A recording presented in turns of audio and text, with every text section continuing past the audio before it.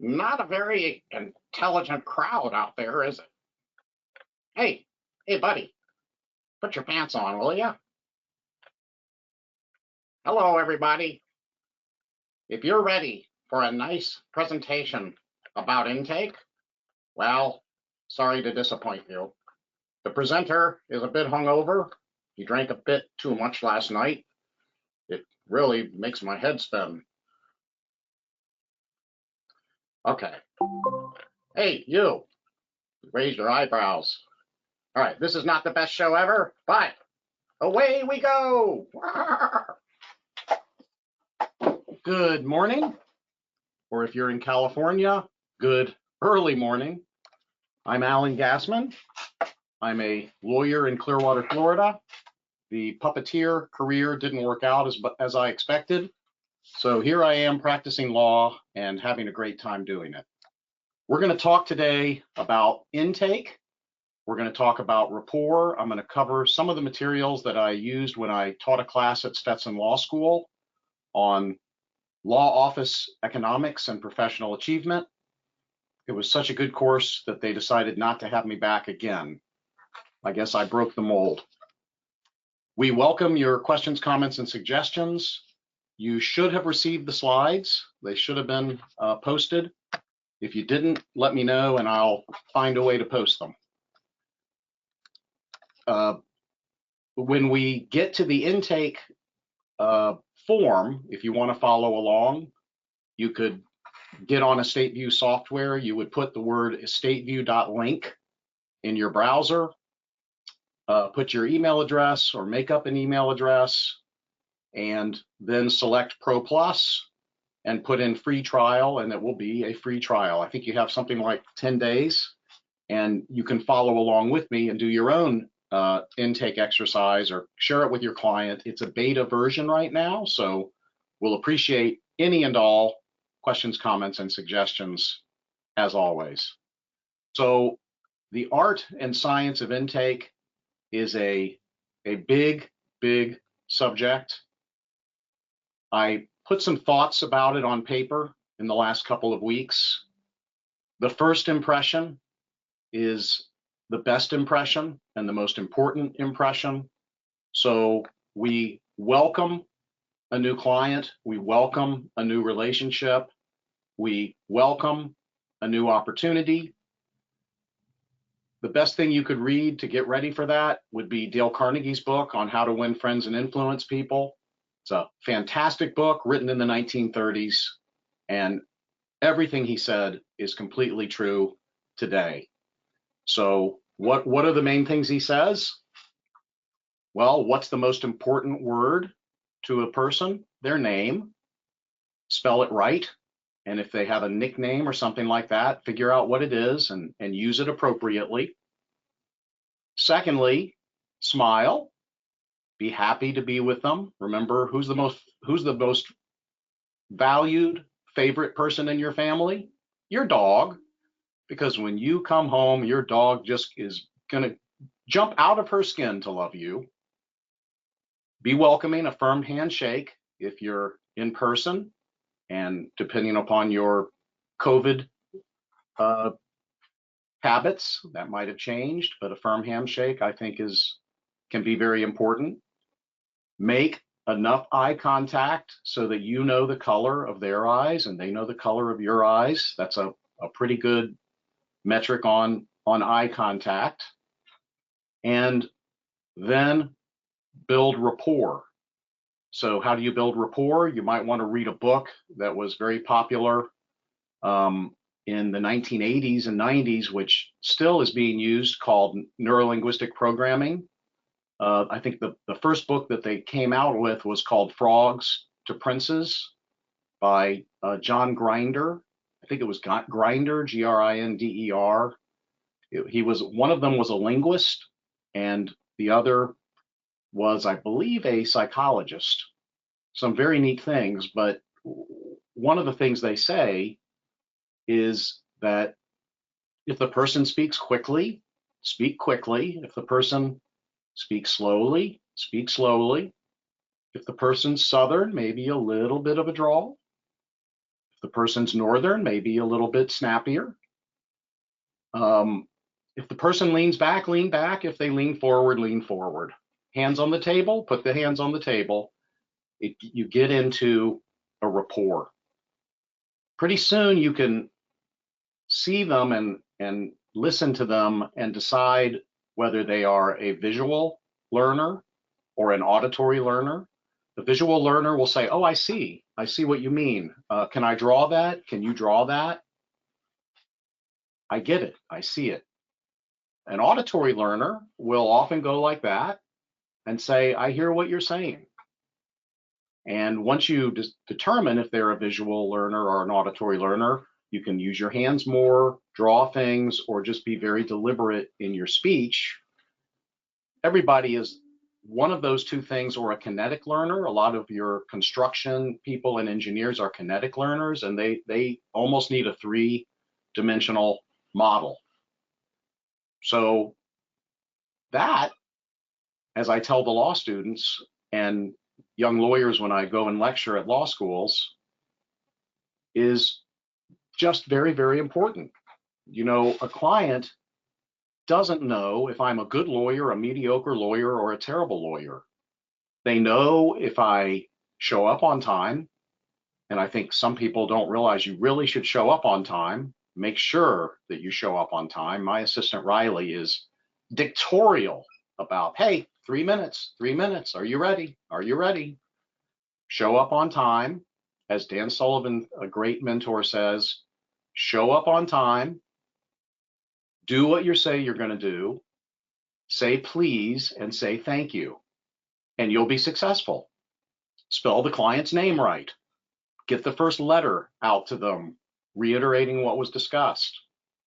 Do them a favor. Find out something that they're interested in. Let them do the talking. The first meeting should not be a lecture on the law. As Jerry Hesh says, don't mention a code section.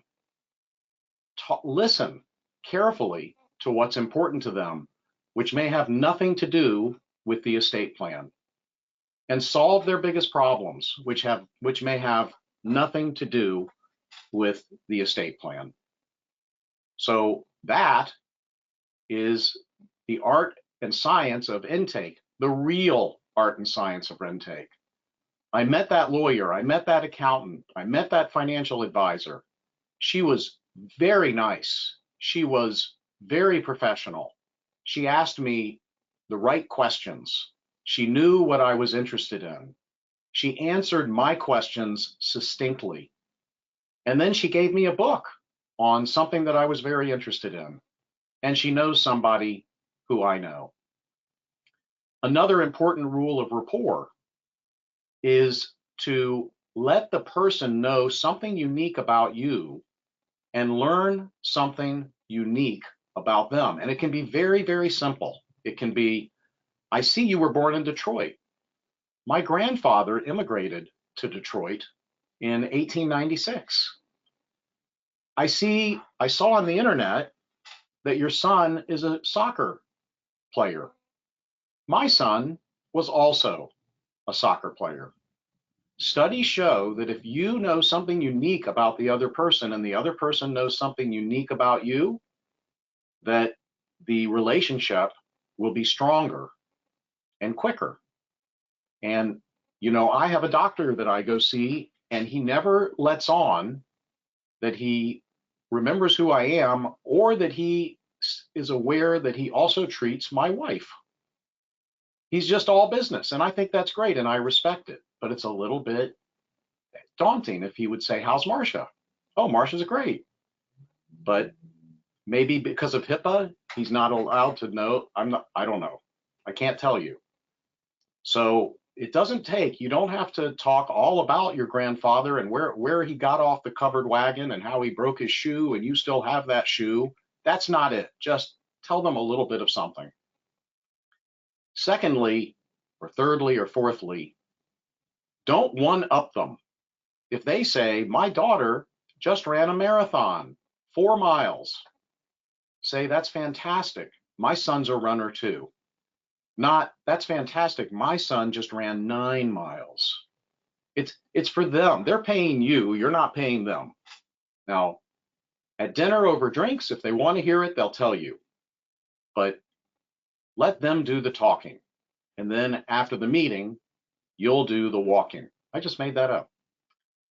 So that's what I think is, very important about the intake. The other thing is, if you're a good listener, and if it's a physical meeting, take notes. I don't know. I don't like typing on a.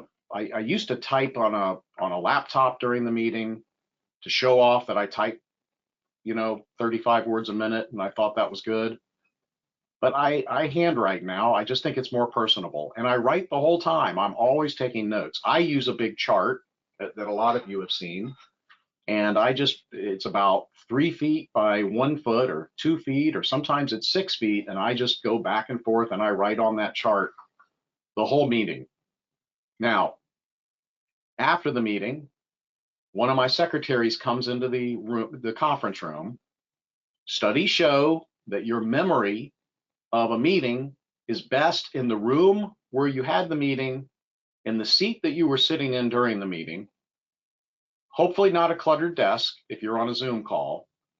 And then I sit down, I turn on a dictaphone, I sit down with a secretary or a partner, and I go through the whole meeting. So if it was an hour and a half, 2-hour meeting, this will be a 10 to 20 minute audio tape. It's a complete data dump. It's everything they told me. It's every note I take. It's everything I can remember, because your brain plays a trick on you.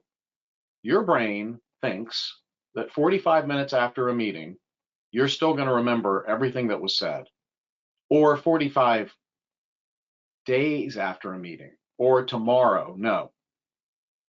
Schedule 15 minutes buffer time between each meeting and do that data dump. Now, if the data dump can be in the form of a letter, Dear Charlie and Mary, it was a great experience meeting with you. I hope that the marathon went well by the time you've reviewed the letter. Thanks again for bringing me the book XYZ. Talk about what's most important to them. And I will often write them 3 to 5 letters. Dear John and Mary, it was great meeting with you Monday. Please share this letter with your investment advisor. My thought is that you should put your account in a new LLC that we're forming. I'd like that investment advisor's thoughts on that. We plan to call it Mary and John Smith LLC. It's going to be in Wyoming. It's going to be disregarded for income tax purposes, but it's going to have a tax ID number, XYZ. That's one letter. The second letter, Dear John and Mary, please share this letter with whoever handles your liability and casualty insurance. Is the condo covered? Is it under the umbrella? So that could be my data dump, and then a secretary can type that out and make it better and make sure I send it. Keep a checklist. Did I send the letter? There were 4 of them, and who do I plan to hear back from? The client does not know if I'm a good lawyer, mediocre lawyer, or a terrible lawyer or advisor. They know I met with them, they know I care, and they know I sent some letters out. And then they know that we actually followed up. And we asked them, hey, we never heard back from your broker. I've called him 3 times. I fax it to him. How many of you use fax machines? Riley and I send faxes to people who don't return our emails, because we find that then they return the emails, et cetera, et cetera. Before the end of the meeting, try to schedule the next meeting so it's not impossible to get the next meeting scheduled, et cetera, et cetera. If you told the client you're going to give them a last will and testament and a durable power of attorney and a power of attorney for their mother-in-law, put that in the letter. Because guess what? In 4 weeks, they may say, I didn't ask about that. Well, I put it right in the letter, and here it is in my notes. Are you sure you didn't want it? I'm sorry that I imagined that. So that first memo to file, that first letter, very, very important. How many of you are using ChatGPT 4.0 to improve your letters or to mess your letters up? You have to be very careful. But we will be doing a presentation on using artificial intelligence in the law practice, and we are using it very, very carefully, but it can be very effective. So those are some thoughts on intake. Now, to be perfectly honest, all of our intake is done by sending the client a PDF and Word intake form. And if you'd like to see the intake form we're now using, just send me an email, agassman@gassmanpa.com, as you see in the bottom of the screen. Whether you want to see it or not, it's there.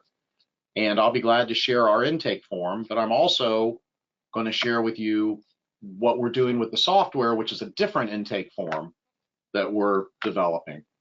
So I certainly noticed that when I go to a doctor or a dentist, now I get an email and they ask me to go to the portal and I fill this stuff out. It's a little bit of a pain, but then it's computer to computer, so they will get my name right. They will get my middle initial right. They will get my birthday right. Or if it's wrong, it's my fault, not their fault. So we have been experimenting with the portal, and I think clients are going to really like it because not only does it take the information down, it's more interactive. It gives the client information while they're putting it into the computer. For example, who drives your car? Your son does? Why? Why? The computer doesn't say why? Little red flag will come up. So maybe that makes it a little more fun.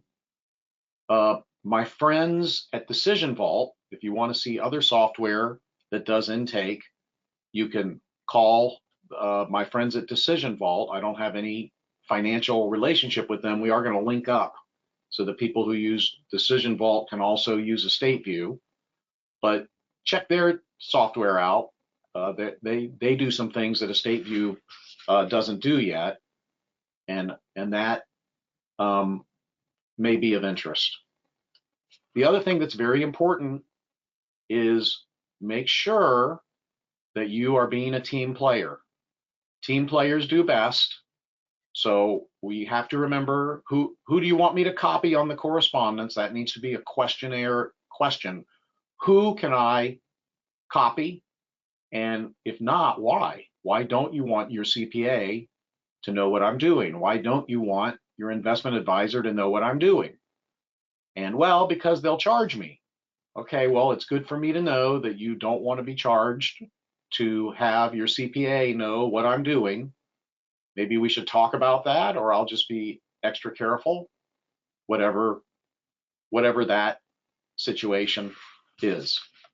And we'll be talking about ethics a little bit. Now, it's a good idea to use a checklist. Clients, this is an agenda form that sometimes the client sees before the meeting. It gives them some things to think about. And after the meeting, it's a good idea to just follow it. If you're not using any checklist whatsoever for the first meeting, I think that's fine. The first meeting is about getting the key information, getting the client to make key decisions, to learn about each other. And then hopefully for us, the hopeful thing is that the client will be comfortable to go ahead and say, yes, send me a draft document. I haven't made all my decisions. And I tell the client, look, there's a lot of decisions you can make or ignore.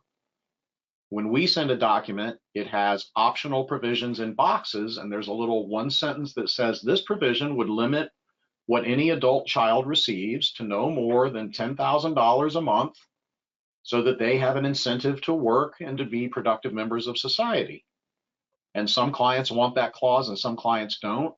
Sometimes I'm able to talk to about that clause in the first meeting. Sometimes we don't get to that. Be very sensitive, by the way, to when a client wants to end the meeting. Don't drag a client out. Some clients will go 2 hours in a meeting, and then I have to apologize that I've got to get to my next meeting. You never have to apologize for being prompt to your next meeting, by the way. You can just say, I have a hard stop at 2, the client at 2, I don't want to be late. And they'll respect that as long as you tell them that at 1:20, not at 1:58. Just say, I have a hard stop at such and such. Another piece of wisdom that my father told me, and it turned out he was absolutely right, is that people who talk and talk and talk and talk and talk and talk, and you can't get a word in, and they're never going to stop talking. they're used to being interrupted. They're very used to being interrupted. So you can just say, hey, I've got to ask you a couple of questions here. Hey, I've got to ask you a couple of questions, or hey, I need to get going. So if there's a talkaholic in your life, and at the end of your life, you're going to say, boy, I would have had another 17 hours if I didn't have my office next to Mary, because she never stops talking. Say, Mary, got to go. And then she'll go talk to someone else, right? Sorry that I'm on a rant here, but the agenda is important so that you don't forget to cover important things. And we'll talk more about these important things when we get into the portal. Okay, let me go ahead and tell you there's a lot of slides here that come from the course I took. One of my mentors was Marty Schweitzer. Probably some of you knew Marty. He was a fantastic advisor. A meeting would go 2 to 3 to 4 hours. He would touch on everything. How's your aunt? How's your uncle? How's your bookkeeper? What are you going to do about the bookkeeper? Let's look here. Why are your revenues down a little bit? You're not spending as much on advertising as your competition is. So it would go way beyond, let's review the tax returns and financial statements. It would be all over life. He knew their stories. They knew his stories. You always got a hug at the end of the meeting. If the client took their shoes off, he would hide their shoes under the table. You know, it was always fun to go see him. And he charged hourly.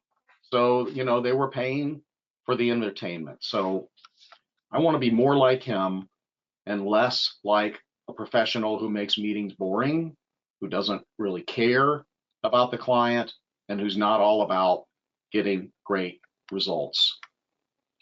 And of course, and this I picked up when I was in Strategic Coach with Dan Sullivan, which is just a great experience.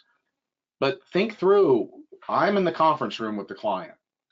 My assistant is going to walk in the room 15 minutes before I'm done and warn me and the client that we have 15 minutes. Then she's going to walk in 5 minutes at the last 5 minutes. The clients really get a kick out of that, but I don't have the self-control to do that. She does. Before the meeting, she makes sure that conference room is clean and it has the right stuff in it. After the meeting, she grabs everything before I can lose it, keeps anything original, scans it, and then puts it right back so I can dictate my notes. She makes sure I dictate my notes, and then she makes sure that she downloads the dictation and that we don't lose the dictaphone. She asked me if I agreed to another meeting. She asked me what the follow-up is, and then she does the follow-up. And then if we're lucky, the next day the client gets a letter and they get an updated chart. So a lot of stuff that happens in the back room has to be coordinated with what happens in the front room. And we do have a spreadsheet for that. If you're interested, I'll be glad to send it to you. And of course, while you're in the meeting, you're prospecting with that client as to what you can do to help them, of course. But more important, what anyone and everyone can do to help them. So, you know, sometimes what I've done for a client is so much more important than the estate plan. You know, getting it so not all their assets are in Bitcoin, getting them free from somebody who's taking advantage of them, getting them to a marriage counselor so that the marriage can go better, getting them to the best doctor in town for a condition that's curable, or getting them to go to Mayo to find a cure. These are all things that you can do for your clients that may be more important than the service you provide. One of the things I learned when I went to the Dale Carnegie course is you need to be able to describe what you do in 2 minutes. Now, I said 3, but in Carnegie it was 2. And the most important speech we gave in the Dale Carnegie course is, here's what I do to protect my client's assets in 2 minutes or less.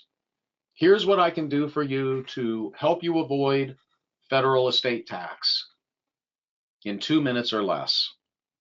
So I hope that this is useful. Nobody has signed off yet, but I feel I'm ranting and raving a little bit. Let's go. Oh, and if the client has ADD, what I like to do with those clients is say, hey, I do need your time, but if you'd like, we can take a break every 25 minutes or every 50 minutes. We can take a break and you can check your phone, go to the bathroom, get a cup of coffee, talk to my staff.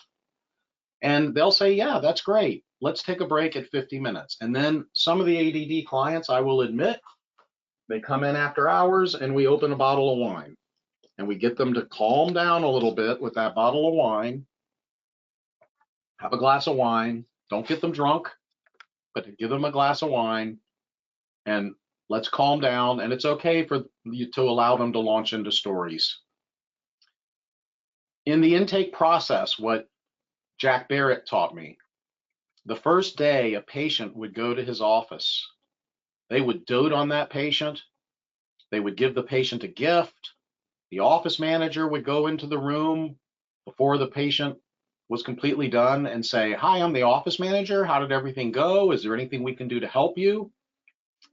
And one thing that was very important in that interaction is he wanted to know how that patient treated his staff.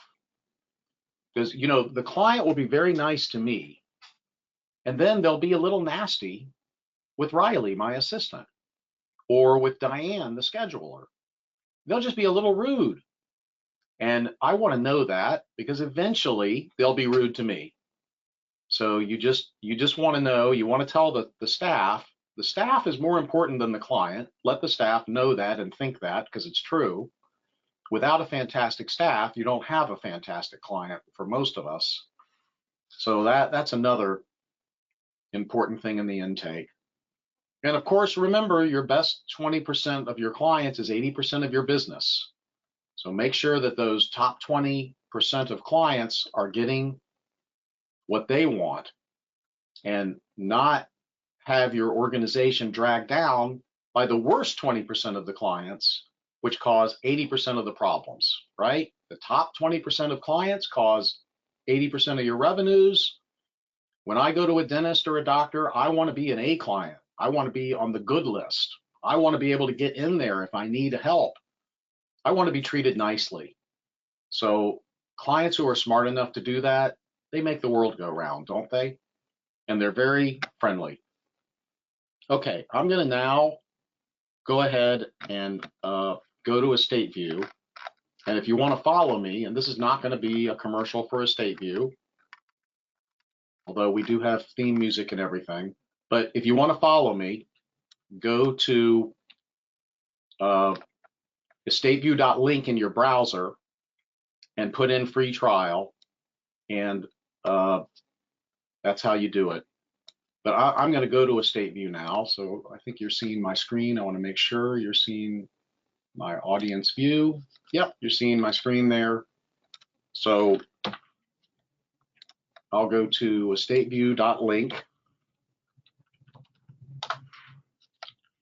It opens up. I'm an established subscriber. It just said good morning, Alan. So it knows it's morning. That's good. And then I click on the instant plan, which is right there. By the way, I can check out the news. If I click on news, then I can select 4 news sources. And then I can, whenever I go there, I can see these 4 news sources. So I don't have to go to Google News and end up clicking on something that doesn't let me read it. These are the very latest articles from these particular sources. And I can click there and I can see summaries of the articles. So this is much better to watch during the day than the depressing news. Life is better without depressing news. I want to be updated on what's going on. And there's IRS feeds as well in here. So, but anyway, sorry to get off on a tangent like a triangle, but I'm in instant plan. I click that button, and for the calculators, those of you who are the number crunchers, you want to run numbers. You only need the yellow information. for the calculators in these detailed areas.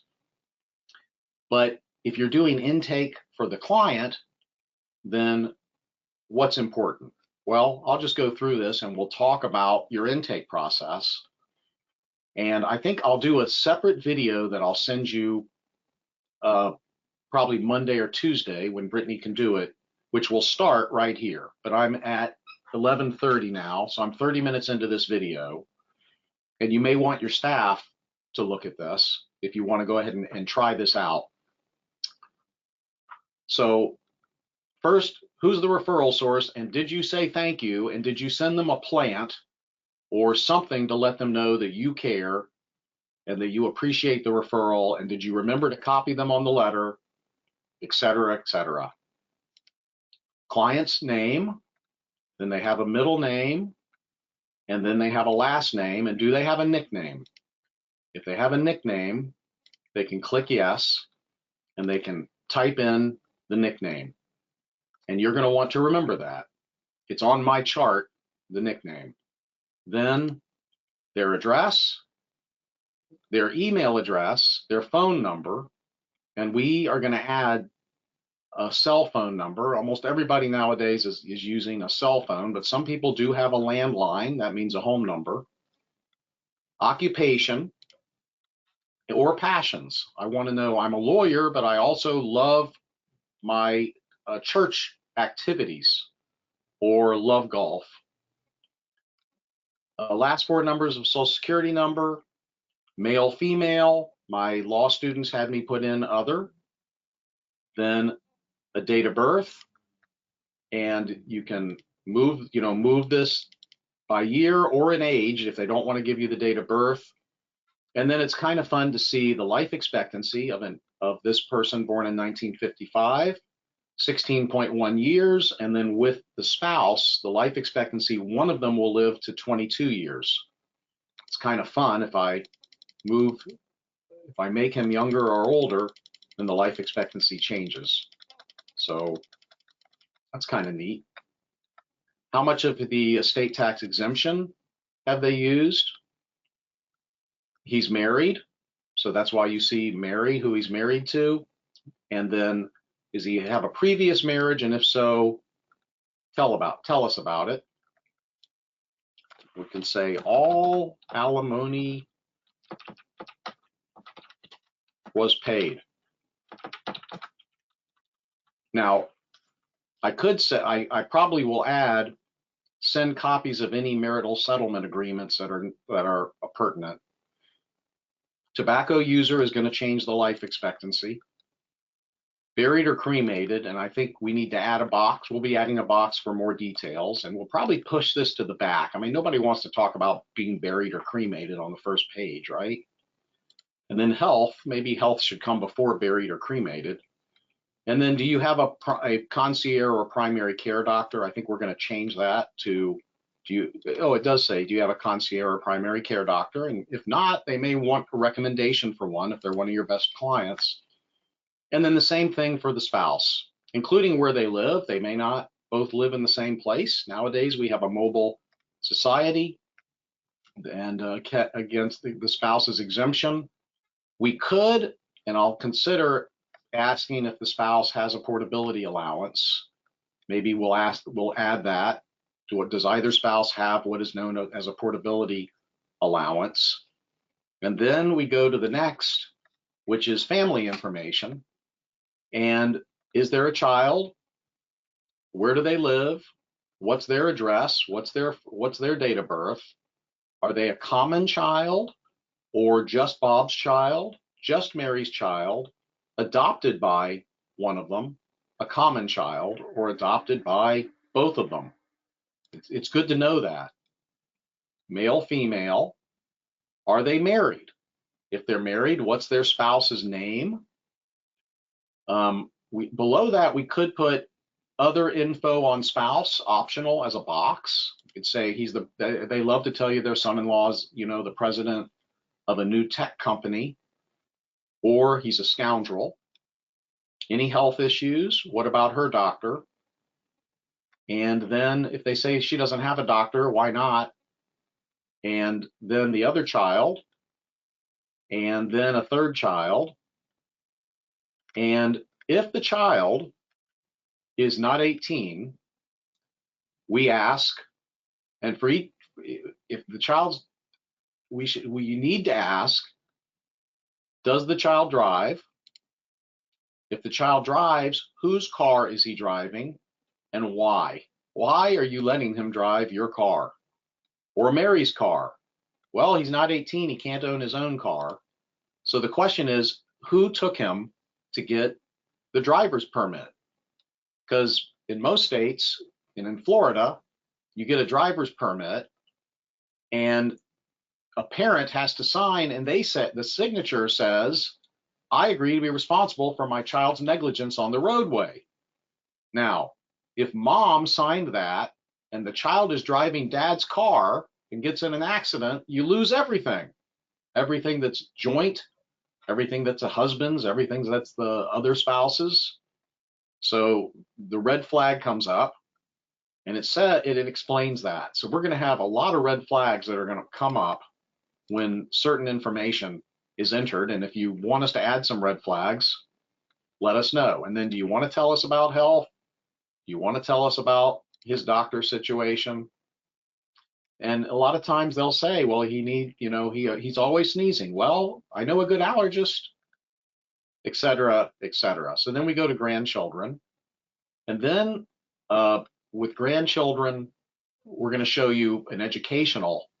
And I think we're going to add go to college calculator ? Because the college calculator's later that we're going to talk about, because that's important to grandparents.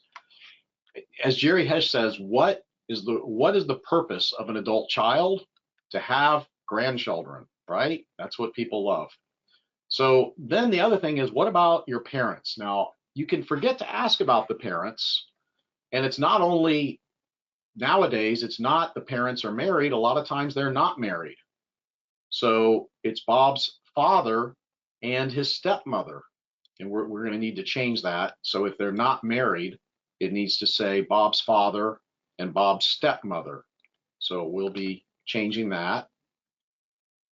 And then I want to know the financial status of the parent. And there's 3 choices. I'm going to get an inheritance, not so much, or I'm going to have to support that person. So if they click provide inheritance, then it's going to be, hey, maybe that should go to an inheritance trust. If it's I'm going to support that person, then maybe when you die, you should leave a trust for your dad. And then when your dad dies, it goes to your children. So that's good. Now the box needs to disappear by box. And then we should ask, do you have powers of appointment? Have your parents' estate plan and powers of appointment been completed? Where are the documents? So we're going to add that. And then we've got the pet. So dog, cat, rabbit, bird, fish, reptile, tiger, and other. What species is Gus? He's a mushroom. Okay, and then you can give the dog's date of birth, because all dogs were born one day or another. And then, are you interested in a pet trust? And one of the things, and it's missing right now, but there was a box. Oh, because I put mushroom, I'll put dog. And now dog says, you may not be able to get insurance if this is a pit bull, a terrier, a Rottweiler, a German Shepherd, etc. Your umbrella may not apply. Did you know that? No. Okay. Just know you've got the risk, or give that dog to your son-in-law. Next is the key financial data. Now, in Estate View, we do a lot of calculations, and the only financial data that we are going to use in Estate View is annual savings, and this is very important. If the client doesn't mind, I want to know, how much do you save a year? And this is going to be modified to say dash how much you add or subtract from savings each year. And this person, we should go ahead and put his age here to remind us. We'll be adding that. But this person is saving $300,000 a year until he's 70. And at 70, he's going to start saving only $100 a year. He's going to work part-time. And then at 80, he figures he'll spend $200 a year more than he makes. And then the spouse will have similar situation, but these numbers only apply after the death of the first spouse. So at least, if you're not taking into consideration what they're saving and talking to them about that, then you're not going to get a full financial picture. And that's net of taxes and net of gifts. So then where do you live? And we're going to eventually have a Zillow, automatic Zillow button to import. Trulio is actually better than Zillow, Trulio. It gives comparables. It writes a report on the schools nearby. It's pretty neat. And then how's the house owned? I want to know. Of course, they tell you one thing. You got to check the deed and the public records. We do. Or we run a Nexus Lexus report, which costs between $25 and $75. We do it on all our good clients because I want to know where the cars are titled. And LexisNexis gets that correct every time I've ever tried to use it. Okay. Then residence number 2, we're going to put in a growth rate. I like to put 3.75%. I want to make a point. Most clients think that their most valuable growth, best investment is their home. And even with what's recently happened with home prices, overall, your home typically will not keep up with a stock and bond portfolio. And there's one reason for that I want to bring up. And that is that the median home in your community may go up 4.5% a year. But my home is not 20 years old every year. Every year, my home is 1 year older, and a structure lasts approximately 65 years. So if you take 1 divided by 65, your home is losing about 2% of its structure value, or 1.7% of its structure value every year. And then if it's a 10,000 square foot home, why on earth do you want to air condition 10,000 square feet? Or you have solar. Now, Marcia and I put on solar. I don't know if it was a good investment or not, but it feels good to get a $35 power bill and to keep the air conditioner as cold as we want it. So I've told clients, if you think you need more than 6,000 square feet, or really more than 4,500 square feet, then don't go see a realtor, go see a psychologist. If your house is so big that you're not able to smell when your children smoke marijuana, then your house is too big.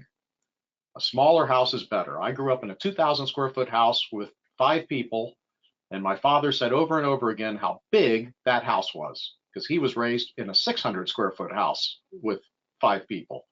So just saying. But anyway, they've got a home, they've got a vacation home. We're gonna move them into a smaller vacation home. So then, thanks for these questions. I'm going to answer them at the end. Then I've got only inputs. My only inputs are the home, the second home, the IRA and pension accounts, her IRA and pension accounts, investments outside of the IRA. I'll say that they're 19 million. And then stock and bond allocation. And by the way, one thing I like about this is I told Kevin, if they don't fill something out, they still go to the next page. Just work on the data you get. I hate having to fill these things out and it says you missed something. If I miss it, I miss it. But this is what we'd like to have. And then the only second option class we have is a high growth asset. So the client says, I got a $3.5 million company, but I hope I'll sell it for 10. And in 5 years, and here's the income tax on that. Then I want to know about life insurance, and I want to know what it may cost to add life insurance. So what I've done is I took some numbers. I had a reputable insurance agency give me numbers for somebody 25, 28, 32, and then I put it in a spreadsheet. It rounds out. So I know that this person, Bob, he's got 17.6 year life expectancy, a 10-year term policy if he gets preferred treatment. is $7,500 per million for 10 years. And then if I think he should get $3 million to make sure that Mary's okay if he dies, I can click that up to $3 million. And then he's got a $22,000 life policy. I can put that in an ILET, which is going to use up part of his exemption or not. And I can show those numbers. So Kevin did a nice job on that. I want to know about the life insurance. And then I ask, would you give to charity to avoid estate tax? Would you like to see that? Some people say no, and some people say yes. If the answer is yes, would you consider a charitable lead annuity trust? It would help charity and your children. Your children might get 50% of it. Yeah, I'd like to see that. And then we would, of course, name it after them, or they can fill out anything they want. And then you could put in a dollar amount if they want smaller charity, and we're going to have to clarify this, which we will do. All right, now that, so you know, that's all the information that I need to run the Estate View program. And all the other information that I have here is superfluous as to Estate View calculations and illustrations for the most part. But obviously, it's important for intake. So the optional asset information, this replicates what I already told them about the house, but now I can ask about a mortgage. And then I have investment property, and I ask about the insurances at this point. So here I say, who owns the property? Is it in joint names with 4 people, or fill in the name of an LLC? Do you have homeowners insurance? And if not, a flag will come up and say, what the heck? And also, we're going to have a flag that comes up if they have houses in 2 different states or a car in 2 different states, the flag comes up, are you sure you have an umbrella? Because a lot of times umbrellas won't cover 2 states. And then mortgage information, which will be loaded into our retirement program. And then I ask a lot about cars because cars cause liabilities. And I want to know who owns it and who drives it. And if somebody who owns it, if someone else drives it who doesn't own it, that flag is going to come up. And the other thing is, Marcia and I have great cars, but we use them a while, and then sometimes we forget when the warranty is going to run. So I'm asking them, do you know if it's under warranty and when does it expire? And if they don't know, at least I can say, well, maybe you ought to find out. And by the way, we shouldn't allow the expiration date to be in the past. Maybe, I don't know. Or unknown, a flag needs to come up to remind us, to remind them, hey, what about, and then we say, where do you want this asset to go when you die? And we're going to add a residue provision. And then I've got for the boat. The boat's important, and if it's more than 21 feet, the flag comes up because a boat of more than 21 feet will not be under a typical umbrella, and either will a wave runner, and 4-wheelers too. And sometimes they don't even tell the insurance agent about the wave runner or the 4-wheeler. So, and then weapons, my friend Jonathan Blotmacher and I wrote a book with somebody who actually knew about automatic weapons and gun trusts. So I had to put in, do you have an automatic weapon? We'll probably put an information thing here. An automatic weapon means that more than 1 shot per trigger pull. Or do you have a silencer? Or do you have a short barrel rifle?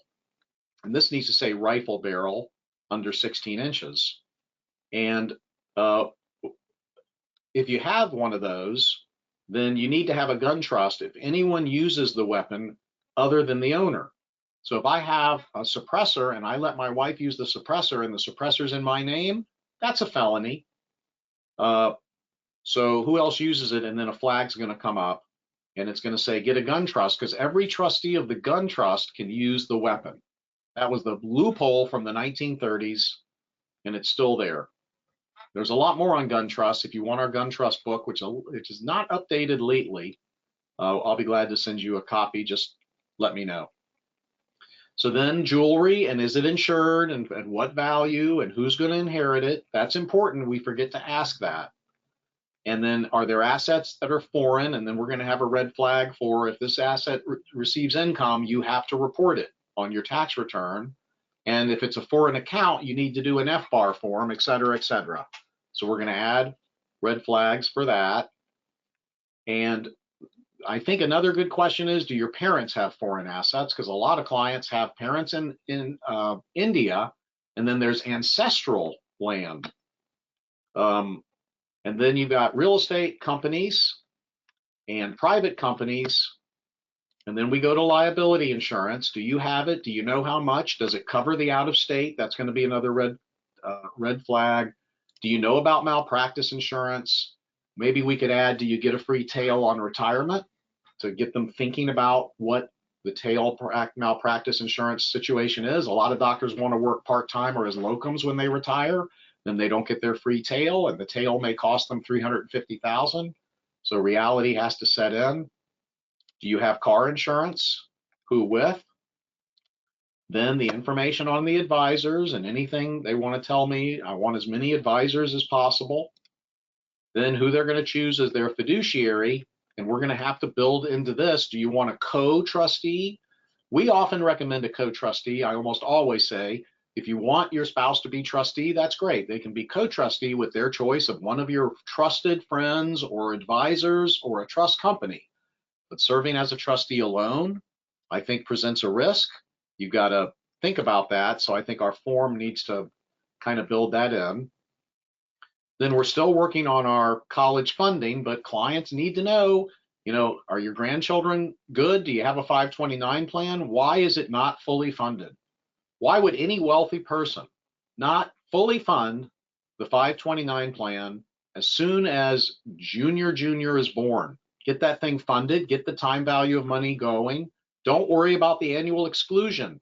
Have a family LLC by the 529 plan where it's not a gift, or have a dynasty trust by the 529 plan so it's not a gift. And we should put something down here. But what the students here, we have interns who are handling the programming for this. And how much have you saved? 30,000. Did you know that private college may cost 200,000 for 4 years?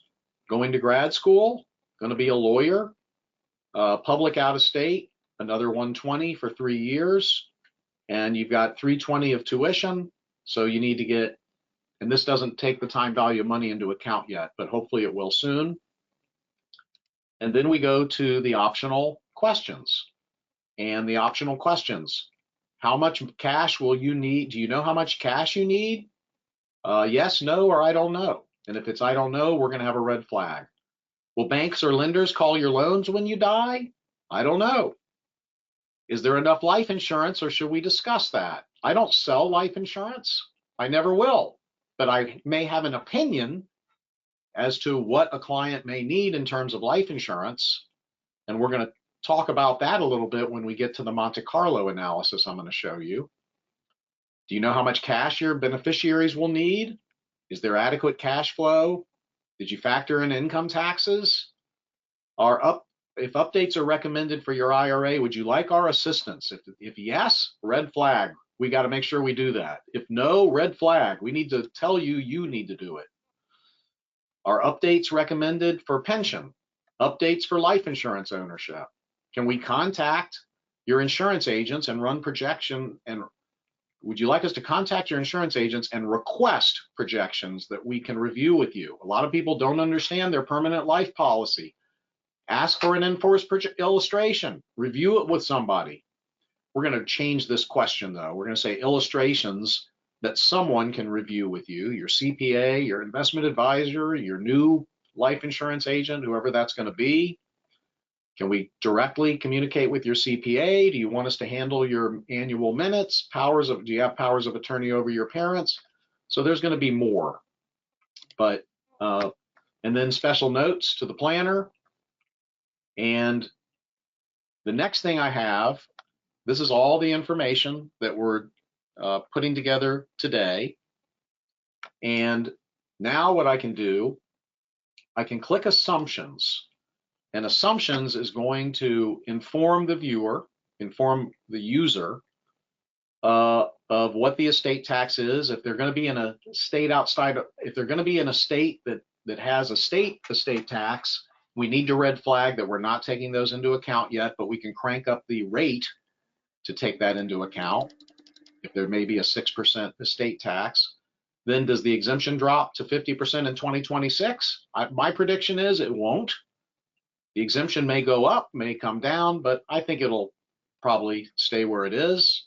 So I can go yes or no there. And then a couple other things. How much income will they need on retirement? Now, just to show you something on that, I'm going to say they need 1.5 million. I can click 1.5 and click the M and then click enter, and it goes to 1.5 million. And I'm going to say they want to leave 20 million at death, so their kids are not destitute, and they want to retire at age 71. And then we talk about grantor trust status, which some of you know what that means. Now I'm going to click review summary. This is probably the most valuable thing for your meeting, because now I can print this out and it gives me a summary of everybody. It's sitting in front of me for the meeting. I can circle things that I want to make sure I cover in the meeting, and I can hand this to them, and they'll say, of course, well, this is wrong, that's wrong, this is wrong, that's wrong. I'm sorry, you're the one who filled it out, but you forgot some things. And I'll show you a calendar that it makes as well. And now we took away the fireworks because somebody said it was unprofessional, but when I click on results now, instead of fireworks, there's a big round thing, and it says we're drafting a letter, we're calculating wealth, et cetera, et cetera. And now, for those of you who are Estate View users and you want to use our various Estate View calculators, you can click Save to Calculators, and you can say Overwrite Existing Calculators if you want. Click Save, and now it's automatically saved to all those calculators, which we can go play with those in a minute. We can print the summary. The all results together is a scroll of everything that I'm about to show you. Or if you just want to look at one thing at a time, you can click there for client information. And I'm sorry, I'm going to go over an hour. I apologize for that. You can click there for family tree. So now it's easier during the meeting, and it tells me whose grandchildren. Well, it's not showing grandchildren yet. Grandchildren have disappeared, maybe. I'll have to double check that. I can also click view calendar. And now I've got a calendar with everybody's birthdays and the public holidays and individual tax filing deadlines. Most clients don't need this, but some clients will want to have that. Oops, I accidentally came out of the program, but it will remember me. I have to click results again. It's doing the same calculation again. It'll be identical except for the Monte Carlo. So then my contacts are there. Then it gives me my required minimum distributions based upon the growth rate that I gave it, 7% growth. And then it tells me when I have to take my first distribution and what it's going to be. And it can show the client, here's their life expectancy. The value goes up all the way until age 90. And the values don't start coming down until age 90. Isn't that interesting? And then it shows a little chart, and then it shows the other spouse's minimum distributions, and then it shows with charity. So we're going to add a column that's going to show the income tax savings, but if they'll go ahead and give their minimum distribution to charity to the extent possible, that shows them that they can start planning for their charitable work. So they like that. Then I can go over a Monte Carlo analysis. So this is the bond stock allocation, and based upon history, 9.14%, 50 percentile, but this is based upon, and we'll have to change the settings, but this is based, I think, on the S&P 500 and a 10-year bond portfolio. But look at this. There's a 10% chance they'll make less than 6.35%, and a 10% chance they'll make more than 12%. And with the life expectancy of 24 years, based upon a starting point of 2.75 or 3 million starting point, even after the first year, there may be between 3,000,002, or actually 3,000,006 and 4,000,006. They're starting with 3,750,000, and after 24 years, the median is 30 million, but the low is 16 million. 10% chance of making less than 16 million, and a 10% chance of making more than 56 million, or being at more than 56 million. So those are the Monte Carlos. Then, do they have enough to retire? And it runs our nest calculator. And if you don't want to do estate tax planning and you want to help somebody, try our nest calculator. But this shows that they will make it. They will be able to live on in $1.9 million when they retire in 6 years, and they'll have 75 million of investments. So, but then I could just go change the assumptions and see if what they can do to be realistic. Then I show them how much per million they'll save if they make a large gift. They'll save $1.7 million for every million that they gift. I show them Cupert calculations, qualified personal residence trust. I show them self-canceling installment notes for each spouse and joint ones. I show them private annuities for each spouse and joint ones. I show them a 2-year grad, a 5-year grad, and a 10-year grad. And then I get to the good part. And if you had to go, I understand. Most of you have stayed. I go to married comprehensive, and I show them if you both die this year, 10 million estate tax. But with our planning, if you both die this year, if you give it to charity, 20 million to charity, your children get 19 million. And then 10 years later, they get 8 million. Not so good, right? Maybe they need more life insurance and a term policy to cover that for now. But what's worse is, based on life expectancy, first spouse dies in year 24, second one in year 25, $47 million estate tax. Next, a credit shelter trust isn't going to help much, but I could kill the first one off earlier when we get the assumptions working. A Cupert is going to save something especially when you include the rent on the first Cupert. The second Cupert that we had would have failed because of an earlier death. So I need to see why that happened. It's a 14-year Cupert. Then annual gifting is going to save more. Going to get that estate tax down to 28 million. With annual gifting, they'll have 21 million set aside in 25 years. You think annual gifting's worthwhile? What if they gift discounted LLC interests? Then they'll have 28 million set aside. That's why you want a lot of grandchildren. Then a life insurance trust will save a little bit. Then if they gift a third of their non-IRA investments at a 30% discount using an LLC, that trust will have 64 million, the estate tax down to 14 million. Then if they also do an installment sale with another third, we'll get that estate tax down to 7 million. They can keep a third of their investments for peace of mind. There's that installment sale trust. And then if they leave enough to charity, they leave 17 million to charity. Instead of paying 7 million of estate tax, they'll have no estate tax, and hopefully in 10 years, their kids will get another 10 million using this charitable lead annuity trust. So then I click on generate client letter. Now it's generating a letter, and the letter is going to explain these planning details step by step. I open the letter that it just prepared.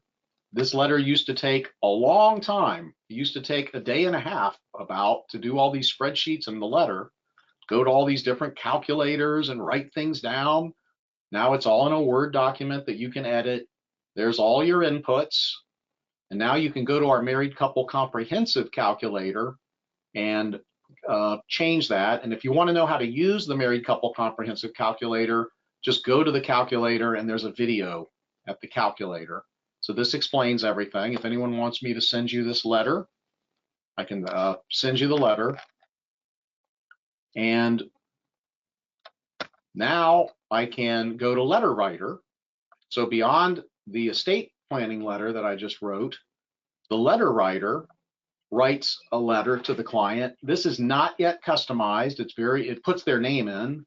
That's about it. It's going to be more customized as we go, but I can decide what I want to put in this letter. When I go to my letter writer program, which I would be able to do, I can go ahead and say, I want to talk about attorney-client privilege. I want to talk about CPA privilege. I want to talk about conflicts of interest. I want to talk about whether each spouse should get a separate lawyer. I want to talk about business purpose. I want to put a letter together that talks about the business purpose of the LLC I'm doing so that I can check all the boxes that John Porter says I need to check. that this is for family unity. We're giving decision-making things. We have creditor protection reasons, charging order reasons. We're protecting the inheritance of your family, income tax efficiency. It has nothing to do with estate tax planning. That's strictly coincidental, right? I send this letter, this part of the letter, with a copy to the investment advisor, so it's not covered under attorney-client privilege. It's good to have in your file if there's ever an estate or gift tax audit. I warn them about fraudulent transfers, and then I have a Covell letter for the CPA. I have a letter that you can fill in for the insurance agent, et cetera, et cetera. It all scrolls out as one Word document. There's no artificial intelligence, just lack of intelligence is all we offer here. And then we have the red flag discussion points that we're still working on refining, but these are some of the red flags that will come out. And I'll just show you very briefly, if you're not familiar with Estate View, I can go ahead and save this, by the way. I can give it a file name, Saturday Talk for Jones, and then click it and it will save. Now I'll move this over and I'll go back to home. There's no place like home. Why isn't it letting me go? Hello? What do I have to close? Got to close this, close that there, go home. Okay, so now all these calculators are loaded with that information. So for example, if I go to Cupert, click on results, those are the Cuperts. I showed it automatically built a half house in a Cupert or the whole house in a Cupert. And if I had the vacation home clicked on, it would have built 8 Cuperts for me. I can go to married couples, and now it's got the inputs that I built for these people, but I have a lot of choices. I can show one or more of the calculators, and I can change any of the numbers. And then I can also watch the video while I'm using the calculator. I could just click on the video, and it starts talking. I can make the video bigger or smaller, like that, or like that. Or I can get rid of the video, just move it down and out. And then later I can pull the video back up.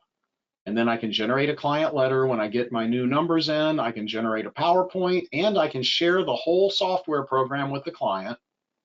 So that is, I've overstayed my welcome by 7 minutes, but those are my thoughts on client intake. So now I'm going to answer your questions.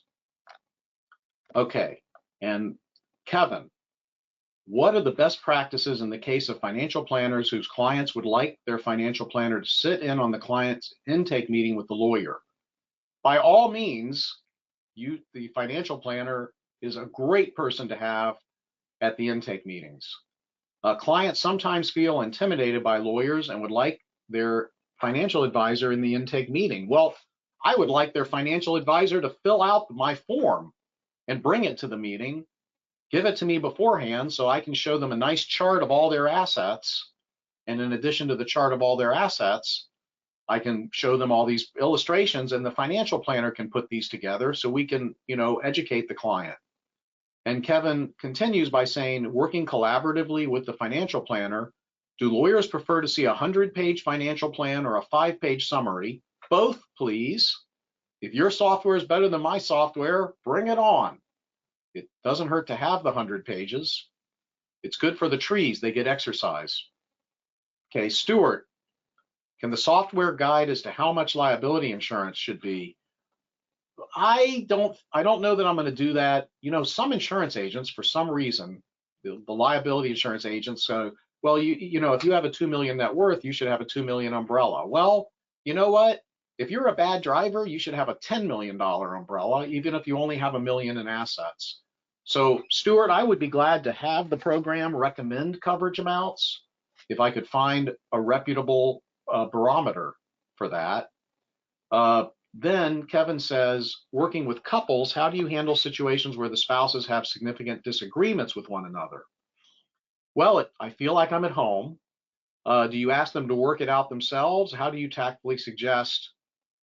Well, Ken Donaldson's a fantastic psychologist. available by Zoom and has saved a lot of client marriages. But yeah, you take that as it comes. When clients are bickering in the conference room, it's good that you are an opportunity for them to hear each other out and to politely listen to each other, not lose their temper, and not have big issues. My clients have pretty low divorce rates, by the way. I know there's a 50% divorce rate, but my clients don't have a 50% divorce rate. But I will sit down with a client, and it's never ever only one person's fault. If you're a human being, there's probably plenty of reasons that no one would want to be married to you, or many people would not want to be married to you. But we have found that certain people, if you poke them, they'll be impossible. If you stop poking them, they'll be fine. So guess what? Stop poking them. And how do you figure out if you're even poking them? A coach. In the old days, you had your aunt and your uncle and your cousins, and you could go out with your friends and you could talk things through. Nowadays, not so much. So a professional counselor, good idea. That's that. And I do tell clients, hey, why don't you go see a coach? I say, you can't say, well, you're probably mentally ill, so you need to go see a psychologist. But you can say, well, a lot of my friends have gone to a coach. His name's Ken. He's really nice, and you may want to just get some pointers. And, oh, okay, we'll get some pointers. Okay, do I have plans to integrate Estate View with the major financial planning software platforms like eMoney, Right Capital, Money Guide, Pro? I'd be interested in that, but they haven't called me. My number is 727-442-1200, extension 3. Shireen, thank you very much for saying that this was a wonderful discussion. We'll be able to listen again. How do you know if a client has ADD? They're looking at their phone a lot. They're losing where they are. And you can ask them. Nowadays, people are proud to have ADD. But the main thing is they're just losing attention. In fact, in my conference room, I have not all, but I have a lot of my favorite record albums from my elementary school through law school years. I've got these record albums, and the client during the meeting goes, ooh, and then they come back, and then they go back. So that's one way to know if somebody has ADD. But that's a great question. I just kind of know. So we'll talk about that. Does Estate View generate engagement letters? That's a great question. We can, and I think what I'll try to do is see if I can go ahead and do that. That'll be a very good idea, engagement letter with 5 different choices. If anyone has an engagement letter that you'd like me to put into Estate View or put into the software with you, if you'd work with me, I would be, glad to entertain that. All right. Well, that concludes our hour. It actually turned out to be an hour and 15 minutes. The 80% of you who stuck it out, I sure appreciate it. Next week, I'm going to talk about artificial intelligence, and I'll show you backstage what we're doing with artificial intelligence. It is, I will say, pretty darn interesting and impressive. Again, the Estate View you have in the slides if you want to get the free 10-day trial. A lot of you are subscribers. I really appreciate that. We do have, where did my PowerPoint deck go? Well, I don't know what I did with the PowerPoint deck. Let me just open it. Can't open it, can't find it. There it is. Okay. Open it up. Just want to show you that Peter Farrell, our associate, is fantastic. And he's giving these workshops, and they're intimate workshops. It's either 1, 2, 3, or 4 people at most. 30 minutes for Florida, New York continuing education credit for lawyers. We'll give you a certificate if you're a CPA. We have not had it approved, but 30 minutes or 50 minutes, and we'll be having these forever because we're just finding that a lot of people like to learn how to use it in a live Zoom setting. And if you want, you can show screen, and Peter can show you where to do and where to go. We welcome your questions, comments, and suggestions on this presentation, and I hope you have a fantastic rest of your day. And if the marriage isn't going that well, call Ken Donaldson. He's amazing. Thank you.